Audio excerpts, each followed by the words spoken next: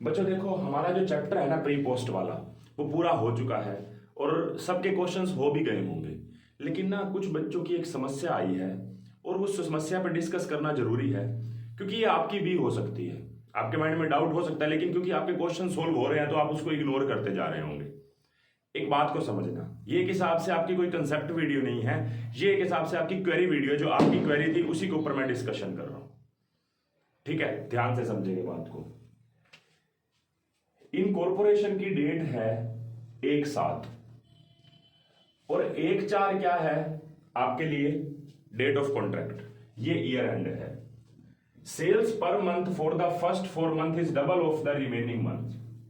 मतलब आपके जो पहले 4 महीने, पहले तो मुझे बताओ प्री पीरियड में महीने कितने आ रहे हैं? प्री पीरियड में आ रहा है अप्रैल मई जून, और पोस्ट पीरियड में जुलाई अगस्त सितंबर अक्टूबर नवंबर दिसंबर जनवरी फरवरी मार्च। यही है। अप्रैल की सेल्स कितनी है? वो कह रहा है डबल है, तो 2 2 2, और पहले 4 महीने तो पोस्ट पीरियड का भी एक महीने में 2 ही आएगा। उसके बाद बाकी पीरियड की 1 1 1 1 1 1 1। तो ये हो गया आपका 6 और ये हो गया आपका 1 2 3 4 5 6 7 8 और 2 10। तो 6 और 10, मतलब 6:10 को हम क्या लिख सकते हैं? 3:5। ये तब जब ये लाइन लिखी हुई है। लेकिन अगर ये लाइन लिखी हुई है तो दोनों में फर्क है। आप ये बात देखें, कह रहा है sales per month for the first 4 month is double of average sales per month. जो आपकी एवरेज सेल्स है ना पर मंथ, उसका क्या है? डबल है। मान लेते हैं एवरेज सेल्स पर मंथ ना 1 है, तो पूरे साल की सेल्स कितनी होगी उसके हिसाब से। आपका एक ऐसा क्वेश्चन आया था, उसमें ना 4-5 मंथ अलग अलग बता रहे थे। यहां तो मैंने sales per month first 4 month की बोल दी ना। वहां पे जैसे बोल रखा था कि अप्रैल का, फिर फेब का, फिर इसका अक्टूबर का, कभी किसी का, वो भी मैं डिस्कस कर लेता हूं। आपका कौन सा क्वेश्चन था एक बार डिस्कस कर लेंगे।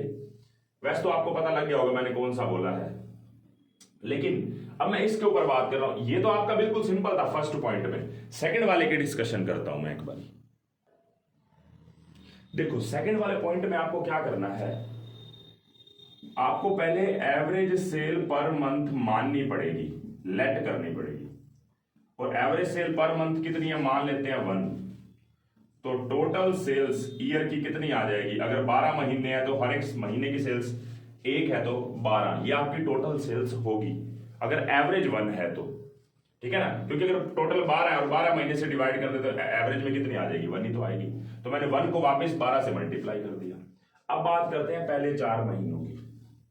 तो ये कह रहा है कि प्री पीरियड की जो सेल्स है ना, वो अप्रैल मई जून और पोस्ट पीरियड का 1 जुलाई, उसकी सेल्स 2 है 2 है 2 है।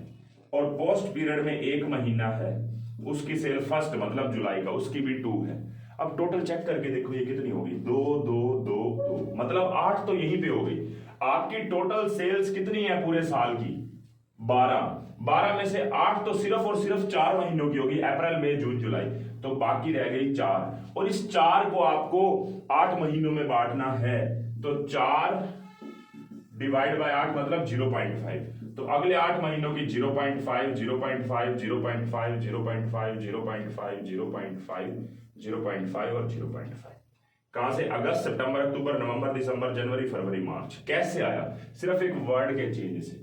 यहां पे बोल दिया कि फर्स्ट 4 मंथ की जो डबल है रिमेनिंग मंथ्स की, यहां पे बोला है sales per month for the first 4 month is double of the average sales per month. तो एवरेज सेल्स जो भी होगी हमारी 1 है, पूरे साल की होगी 12 सेल्स है, जिसमें से 8 तो सिर्फ और सिर्फ अप्रैल मई जून जुलाई की है। तो बाकी रह गए 12 में से 8 गया 4, तो 4 इसकी है। और 4 को बचे 8 महीने से डिवाइड कर दो तो हर महीने की होगी आधा आधा आधा, इस तरीके से करके। तो ये हो गई 6 और ये हो गई हमारी 4 और 2 6। तो ये भी 6 है, ये भी 6 है। तो आपकी रेशो कितनी आ गई? Sales ratio 1:1। देखो, आपको बात को समझना है जो चीज कह रहे हैं यहाँ पे। ठीक है, इस सिर्फ वर्ड का फर्क है। इस केस में आपको पहले लेट करना पड़ेगा। और ऐसा एक क्वेश्चन आया था, लेकिन उसमें ना ऐसे नहीं बोल रखा था फर्स्ट 4 मंथ। उसमें जैसे मान लो एजम्पशन ले लेता हूं मैं, वो भी डिस्कस कर देता हूं, अपनी मर्जी से कर देता हूं कोई भी एग्जांपल बना के। देखो, जैसे अभी मैंने पिछला केस डिस्कस किया था कि एवरेज सेल्स पर मंथ जो होगी ना, उसका डबल है पहले 4 महीने की। मैं इस क्वेश्चन में भी जो ये अगली स्टेटमेंट लिखी है इसमें डिस्कस कर लेते हैं। मान लेते हैं कि हमारी जो टोटल सेल्स होगी पूरे साल की वो 12 होगी। कैसे? अगर एवरेज सेल्स मैंने जैसे अभी पीछे इसमें माना था, एवरेज सेल्स को मैं 1 मान लेता हूं तो पूरे साल की 12 है। अब 12 में से मुझे प्री और पोस्ट की अलग अलग करनी है। प्री पीरियड में आपके अप्रैल में जून है और पोस्ट पीरियड में जुलाई से लेकर मार्च तक है। तो मैं बात करूं अगर प्री पीरियड की, प्री पीरियड का एक तो अप्रैल है और एक है आपका सिर्फ प्री पीरियड का अप्रैल ही आ रहा है। कितनी है वो? 2 टाइम्स, मतलब 2 है। ये अप्रैल के लिए 2 लिख दिया मैंने। उसके बाद फेब और मार्च की भी 2 है, तो पोस्ट पीरियड में फेब और मार्च की 2 और 2 है। जुलाई की कितनी है? इक्वल टू एवरेज सेल्स, मतलब 1 ही है, तो जुलाई की 1 है। अक्टूबर नवंबर की 1.5 है, अक्टूबर नवंबर भी इधर ही आ रहे हैं, 1.5 और 1.5। तो ये 1 2 3 4 5 6, 1 2 3 4 5 और 6 महीनों की तो बता ही दी कि इतनी है। तो वो कितनी बनी टोटल? अगर देखो 2 और 2 4 और 2 6 और 1 7, 7 और 3 10, तो यहीं पे हो गई हमारे 6 महीनों की सेल्स। कितनी हो गई? 10 हो गई। टोटल मानी थी हमने 12, 12 में से 10 चला गया तो कितना रह गया हमारा? 2 रह गया। तो जो हमारा रिमेनिंग 2 है उस 2 को बचे हुए 6 महीने से डिवाइड कर देंगे तो 2 डिवाइड बाय 6 हमारा कितना आ जाएगा? 1/3 आ जाएगा। 1/3 जो है वो हमारे बचे हुए पीरियड की सेल्स है। जैसे अप्रैल के बाद मई और जून, इसकी भी 1/3 ही है। और इसमें कौन सा रह गया? जुलाई हो गया। अगस्त सितंबर की, अगस्त सितंबर की भी 1/3 है। अक्टूबर हो गया, नवंबर हो गया, दिसंबर की भी 1/3 है, जनवरी की भी 1/3 है, फेब हो गया, मार्च हो गया। तो 1/3 1/3 1/3 1/3 1/3 और 1/3, 6 टाइम्स होगा 1/3। ठीक है, तो वही हमारा हो गया। बस इसका टोटल कर दो, 2 और 1/3 1/3 का टोटल, वो टोटल जो भी आएगा वो प्री पीरियड है, और ये जो टोटल आएगा पोस्ट पीरियड है, इससे हमारी रेशियो निकल आएगी। मुझे ये डिस्कस नहीं करना कि यहाँ पे पॉइंट आएगा कि नहीं आएगा, उसकी डिस्कशन नहीं कर रहा। मुझे ये पॉइंट समझाना था कि जब ये लिखा होता है ना पीछे average sales per month, average sales per month, जैसे यहाँ पे था, और रिमेनिंग, इन दोनों में फर्क है, इसलिए स्पेशली मैं आपको ये डिस्कशन कर रहा हूँ ये वाली, और थी भी जरूरी है। ठीक है, बाकी आपका हो जाएगा। इसके अलावा एक ऐसा पॉइंट भी था कि आपकी सर्टिफिकेट ऑफ इनकॉर्पोरेशन से पहले वाली सेल्स जो है और सर्टिफिकेट ऑफ इनकॉर्पोरेशन से बाद वाली सेल्स है, जैसे प्री पीरियड की एक्स और पोस्ट पीरियड की मान लो इसमें 2/3 ऐड हो गया, एक्स में 2/3, तो एक्स तो है ही, प्लस 2/3 एक्स और ऐड हो गया। तो ये है, यहां पे ना आपको फिगर भी दे रखा है पूरे साल की सेल्स का। जब पूरे साल की सेल्स का मान लो 10 लाख फिगर दे रखा है तो आपके लिए समस्या ही नहीं है।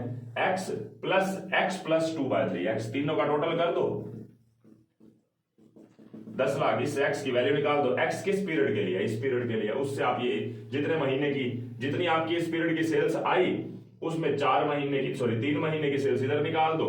और मान लो ये certificate of commencement of business का बोल रहा था ना, जो एक क्वेश्चन है उसके अंदर कि प्री सर्टिफिकेट ऑफ कमेंसमेंट से पहले वाला जो है वो उसकी एक्स सेल है और अगले वाले पीरियड में 2/3 एक्स ऐड हो गया। लेकिन एक्चुअल में हमारा प्री पीरियड ये 3 महीने है, तो जितना एक्स निकल के आएगा 6 महीने का उसका आधा कर दो। 3 महीने की सेल्स यहाँ पे आ जाएगी, बचे हुए 3 महीने की इसी में से निकल के इधर आ जाएगी, 3 महीने की इधर, बाकी जो ये आपका निकल के आएगा x प्लस 2/3 एक्स की जो वैल्यू निकल के आगे पुट करके इधर की निकाल देना। हालांकि ये फिगर, ये वाला क्वेश्चन मुझे डिस्कस करने की जरूरत नहीं थी, मैंने आपको ये बताना था इस क्वेश्चन में, ये तो ऑलरेडी आपका किसी वीडियो के अंदर डिस्कस हो चुका है पहले से ही। ठीक है, तो ये आपका क्वेश्चन मैंने अच्छे से करवा दिया है। क्वेश्चन तो क्या था, एक मतलब एक प्रॉब्लम थी जो क्वेरी आ सकती थी और आई भी थी 1-2 बच्चों की, तो वो डिस्कशन थी आपकी बेसिकली। ठीक है, तो आपका ये चैप्टर अब वैसे भी लास्ट क्लास में पूरा हो चुका था, फिर भी एक डिस्कशन कर दी है।